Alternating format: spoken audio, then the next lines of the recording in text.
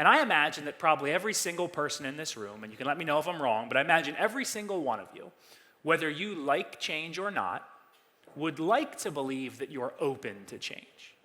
We all want to believe that about ourselves, that we're open to change, that we embrace new ideas, we embrace new processes, new technologies, new strategies. We all want to believe that about ourselves. But the truth is, our human nature says the opposite.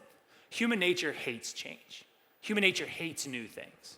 It's our human nature that makes us so subconsciously confident, subconsciously stubborn, and leans us into that old idea of we do things that way because that's the way we've always done it. When human nature sees change, it tells us to be judgmental. It tells us to resist. And as we get going here today, I think that's a really important thing for all of us to recognize. I want you all to remember that. I hope you all accept that your human nature tells you to hate change. And if you disagree with me, if you don't think that's true, if you don't accept that fact, that you have to fight your human nature because your human nature hates new stuff, then I'm going to ask y'all to do something. I'm going to ask y'all to stop and think for 5 seconds. Think to yourselves for 5 seconds. Think about when is the last time you heard someone say something good, anyone say something good, collectively, about Gen Z? The correct answer is never. That's never happened. No one's ever said anything good about Gen Z. Are there any Gen Zs in here today? A couple hands. We hate you guys. It's not a secret. You all know this. You Gen Zs know this. We hate you. We cannot stop talking about how awful Gen Z is. Their work ethic, their value systems, their addictions to smartphones and selfies and social media.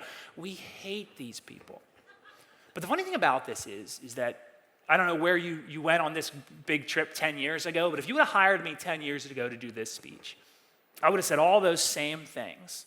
And then I would have said, millennials, we hate millennials, their work ethic, their value systems, their addiction to their smartphones.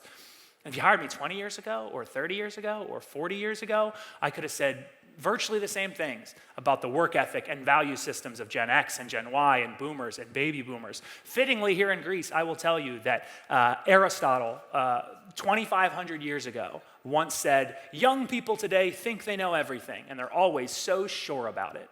We always hate the next generation because we're judging the next generation.